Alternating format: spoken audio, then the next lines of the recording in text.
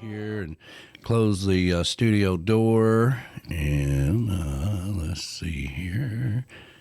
Let me fix this. Get him in here. All right, brother. How you doing, man? Hey, buddy. What's up? Oh, man. If I was as good as you, I don't know what I'd do, man.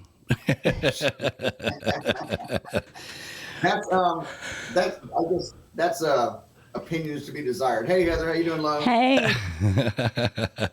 Well, John Beck is the Beach Buddah Artist of the Month, and well-deserved.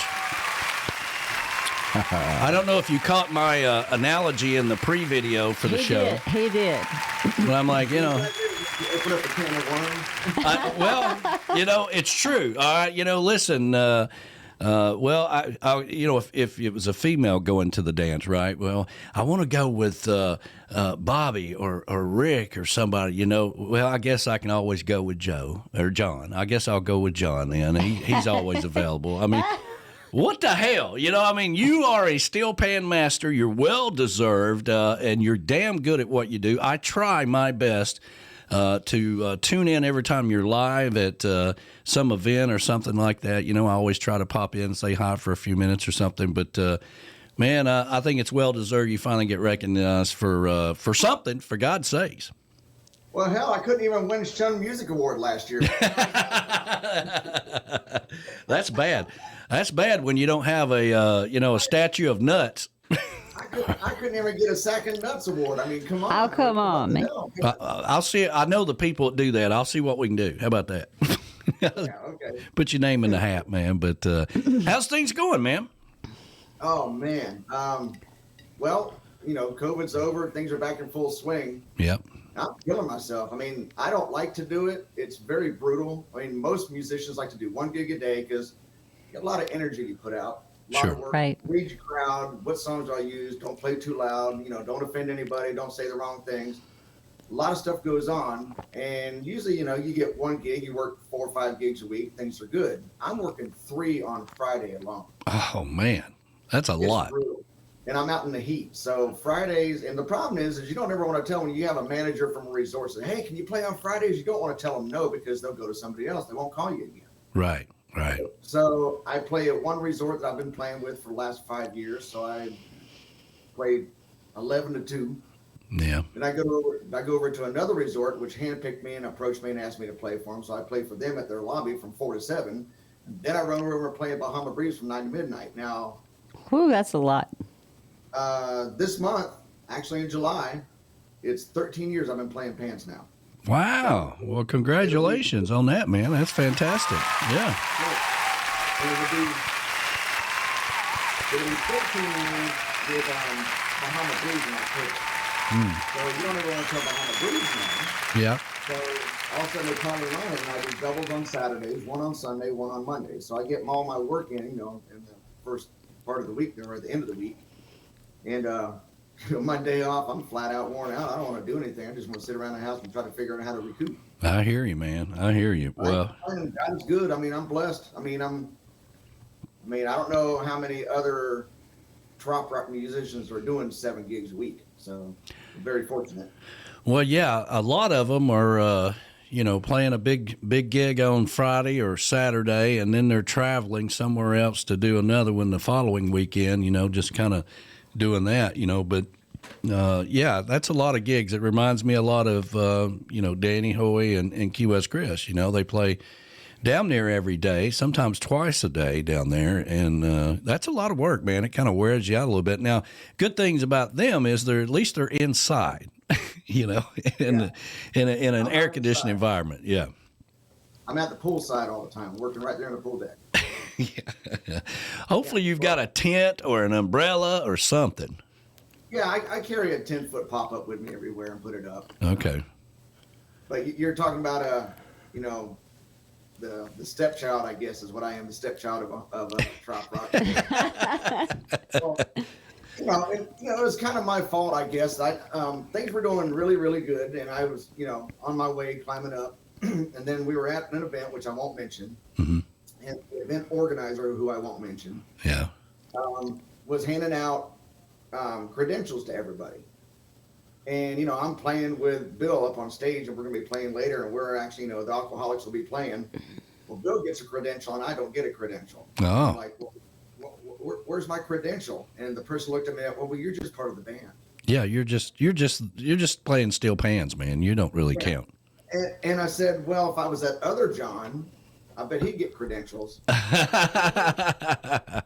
kind of went downhill from there. So yeah, it is what it is. It is what it is. I mean, we appreciate what you do, and we've always been a big supporter of you. And one of my favorite stories I love to tell about you was when we were playing at the Tiki House, and we were all on our bicycles heading down.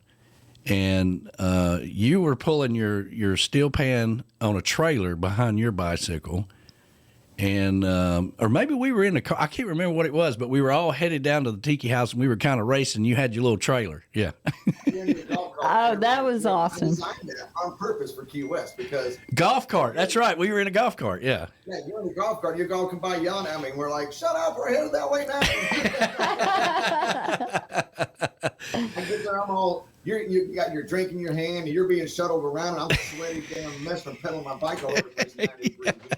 What took you so long? Like, yeah, that guy in Paradise was shuttling us down to the Tiki House. That's what it was. Now I remember. Yeah. God, let's don't forget that. I'll never hear the end of that one as well. So, but I designed that cart because the year before, when I was playing, I was nominated for my first nomination, Musician of the Year with Trop Rock, and I had to go up on stage and play, and Corey Young brought me up and we played, and we did a whole bunch of stuff. I wound up sharing taxi cab with Jesse Rice. I paid taxis the first year all over the place. I must have spent $200 in taxi cab fare going from gig to gig. So I'm like, that ain't happening again. Yeah. Right. So I went and I bought, there's little things you hook up to a bike that you carry your kids in. Yeah. So I took one of those, I took all the stuff off of it, and I put a piece of wood down. I made a trailer, and I strap all the gear on it, and it hooks up to my bike, and I carry it around. That's the best. Now, this was back in the old days before Bill had hair down to his ass, okay? I mean, he still had short hair back then. Yeah, I remember that. I remember when he came in at into Rick's when you guys were playing. Yes. And I was like, "Who is that? Oh my God!" Bill comes off the stage, sits down. It's hot, it's sweaty, and he puts the headphones on. I'm like, man, you guys sound great. What the hell happened to your hair? Well, all of us do it. I did it at one point. I tried long hair. It doesn't work. It doesn't look good on me. Yeah. But Bill spent 30 plus years in management at Disney. Sure. Yes. Yes. He keeps his haircut for 35 plus years. So when they said, we're going to let you go, he let his hair go too. So exactly. No, I get it. And I get why all the guys are doing it. But Danny just likes to make fun of them. Well, because that particular year, him and then Joe Downing and everybody, they all walked in like they're Bob Seger in 1977. And I was like, what the hell? You want to hear something funny? Because Bill grew his hair so long, people keep calling Bill Joe Downing. Yes, I can see that. Yeah, they're like, Joe. Yeah, they're going. I'm Bill. Oh, yeah, sorry. I don't know. If I was Bill and they said, Joe, we'd like to hire you for a gig, I'd be like, okay. Okay, we'll do it. It's funny you say something like that. As you know, I'm part of the Screen Actors Guild stunt crew and everything. Yep. And I was just talking to one of my friends. He was the coordinator for the show, The Blacklist. And I was telling that the other day, one of the restaurants I work at, one of the hotels, we're thinking about doing a commercial. Can you do it? I'm like, well, I'm part of the Screen Actors Guild, so I don't know. And my friend told me, he says, you shot yourself in the foot. He says, you say, sure, I'll do the commercial, no problem. And then when they say, okay, here's what we're going to do, and after they hire you and you sign the contract, by the way, I'm Screen Actors Guild, you have to pay me this. Yeah, there you go. So, oh, man. Yeah, so I did it wrong, and that's what Bill said as well. Or like you're saying, Bill should sure, I'll do it, and then show up. You're not Joe. No, you show up as Bill, right? Being paid like Joe, and then say, I've got a whole bunch of new songs I want to play for y'all today. There you go.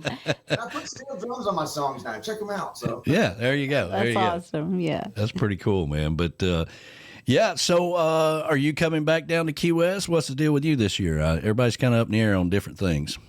I would love to come back down to Key West, but as I explained to you guys last time, last year I didn't make it, was because I make my living during the weekend. Right. Yeah. And it cost me with a hotel, food, and gas, and then the loss of my paycheck for the week. It cost me about $3,000 to come down to Key West. Yeah. Wow. Yeah. So when I came down a couple years before, well, I got an SBA loan like everybody else did to keep us afloat when COVID hit.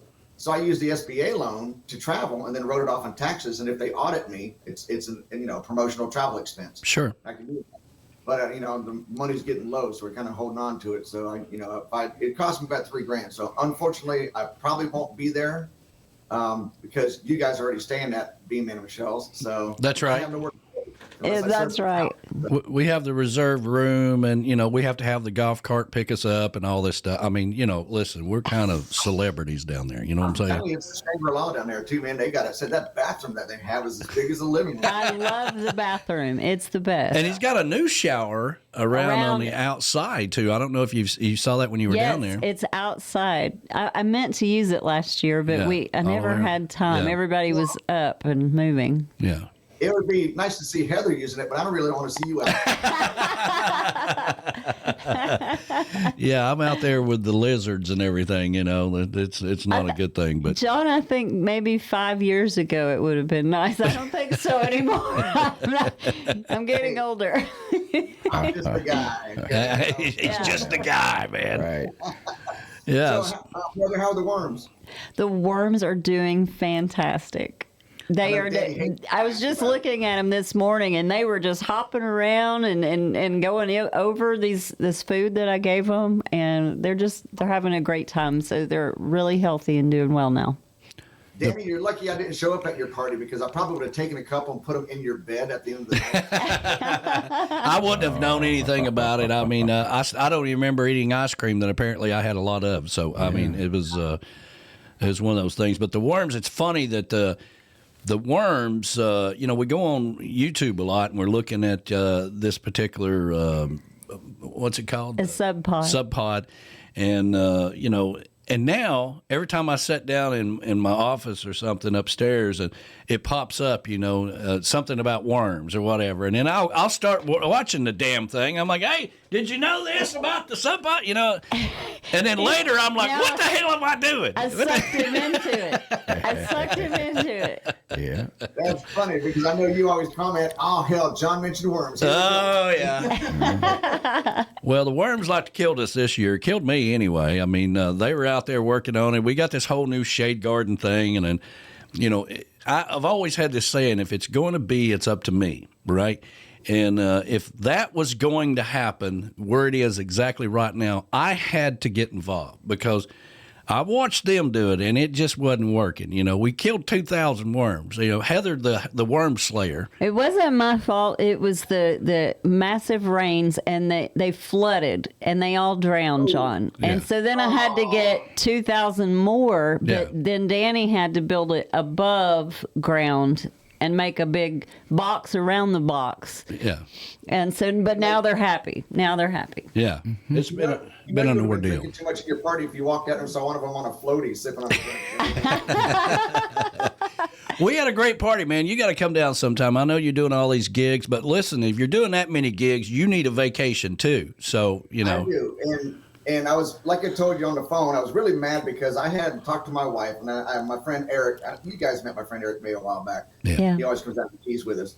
And I told him, I said, look, we got to go up to Tennessee. I haven't seen Lookout Mountain since I was a kid. So I got to go see Lookout Signal Mountain. Go. And as my dad would say, because he's from Chattanooga, we're going to drive up the big W. It's not the W, it's the W. It's the W. The W road. Yeah. I always wanted, I missed that, driving up the W and seeing, Signal Mountain and everything. So I said, I want to go up there and do that. We had plans to do it. And then about 6 months ago, I kind of am fortunate. I also get to fly seaplanes once in a while and pilot them. Mm-hmm. And I'm part of the Seaplane Pilot Association now.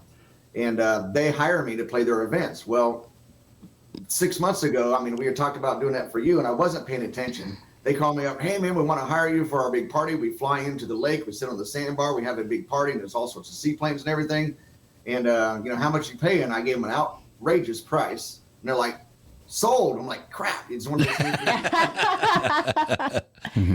So, but I wasn't paying attention to the date. I said, sure, I can do it because I forgot to mark you guys down. Oh, well, that's the story of my life. I'm always at the bottom of the list, I mean, listen, we're having a party here. We're having a party there. Oh, and Danny's party's this weekend, too. Y'all make sure you show up. Well, it's not that. I'm notorious for not putting stuff down and getting double booked and scrambling, trying to figure stuff out because I don't pay attention because people talk to me while I'm driving. Yeah. And then my wife yelled at me. She's like, what you got to do is pull your butt off the side of the road, look at your calendar, and say, I'll call you back when I get to somebody to let you know, and look at your calendar, which I didn't do because, the women are always right. Anyway. What kind of phone have you? True. Yeah, absolutely. What kind of phone have you got? An iPad or iPod or whatever. Apple? iPhone. Yeah, all you got to do is say, Alexa, Danny Lynn's party, July 6, 2024, mark it down, and she'll take care of it. What's the date? July 6th, 2024. I'm doing it right now. I mean, that's damn near a year in advance. I mean, hell with these seaplane people. You need to come down and be a part of the Tiki Bar Association. But if he got an outrageous price for the seaplane people, that's pretty good. So go, John. He's doing 27 gigs a day. I believe he's going to be. I ain't worried about him starving to death. I heard you saying that you're reaching out to musicians asking them to work you, but I haven't heard my phone ring, so I'm just wondering, I don't know. Well, we're working on that. We're working on that. We're John. working on that. Yeah, good comeback. Yeah. That was a great comeback. Oh, by the way, did you guys see my coffee mug? Oh, look how cute. Cutie. She looks My daughter- cute today. Yes. I don't know if it's backwards, but it says, Dear Dad, whatever.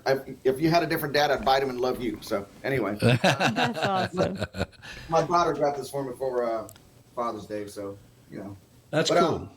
But back to Beach Buddah. Yes. Thank you, Brian. I've got a brain fart. Chris. Fields, right? Chris. Well, Chris he's talking about Beach- Brian Fields. Oh, yeah, Brian Fields. Brian Fields. Yeah, Brian Fields approached me and said, "Hey, man, we want to get you featured in this." I'm like, "Okay, that'd be cool." And I'm like, "Well, just let me know." And when I was staying at his house a year ago, he says, "Yeah, we'll do that for you." And then I didn't think anything of it, so I sent him a message that says, "Hey, whatever happened to that Beach Buddah thing?" Literally 2 days later, send me your bio, send me this, and it was done that fast. So Yeah.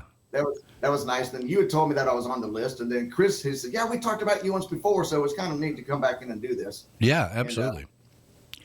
Well deserved, man. And for anybody that wants to reach out to you about doing some steel pans on an upcoming CD or a song or EP or anything like that, how do they reach out to you? Yeah, there you go. Well, I record right here at the house, so they can reach out to me on Messenger and Facebook. And if actually on my Facebook page is my phone number. You can go to my information. My phone number is right on it. You can text me. Okay. And like the song that I did, that I released on Spotify, that's John Conley with Kenny Chesney's band member. Yep. And we recorded everything right here. I mean, I plugged in the computer, sent everything to him, then we sent it over, and he sent me stuff, and we just sent it all over to a guy. And I mean, I never left the house. That's cool. That's cool. All the recordings I've done for Reggie and Donnie Brewer and everybody. Well, Donnie we did in his RV. Yeah. But Reggie and everybody else that I've done stuff for, and John McDonald with Islandology, everything is recorded right here. That's very cool, man. Well, I don't charge that much. I'm not expensive like the other guys. I just like doing it. But, like the other John.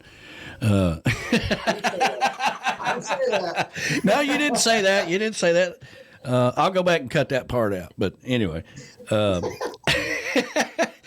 John, listen, we're big fans of you. We've always been big supporters of you, and we appreciate everything you do. And we love you as a person, not necessarily, just being a great artist and all that good stuff. So we're always here for you anytime you got something. And that video that we put out on YouTube, I think is part of the Beach Buddah Artist of the Month bio. I think they put that clip in there, which is very cool. And I've got another song I'm going to play here, which is one of my favorite songs that you played on, which of course is Mermaids and Pirates, that you're playing on there with Barefoot Reggie. But hey, man, we're going to let you fly. Thank you so much for being a part of the show and taking some time for us this morning. I know you're a busy man.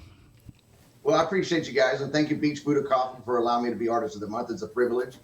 Like you said, I get overlooked on a lot of stuff, and one of the reasons that I don't get to go do a lot of stuff is I just don't travel. I'm so busy here, I don't have time to travel. And me and Bill Cocker were talking about it. If we don't travel and get yourself out and get your face seen, then you don't get much further with it. Sure. But we're so busy. There's no sense for us to travel. I'm making plenty of money coming home in my bed every day. Yeah, and and for those of you that don't know, you're in and around the Orlando area, right? Orlando, Kissimmee, Daytona, Tampa. I travel all that area.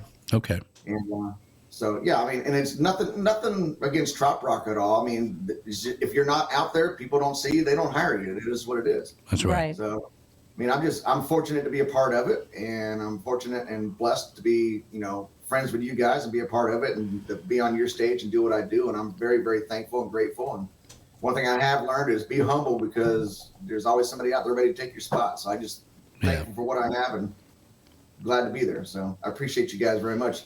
Love you guys. All right. Love you, brother. We're going to let you fly. I'm going to play this tune for them, and we'll talk to you later, man. All right. See you guys. Thanks, guys. Appreciate it. All right, buddy. See you. John.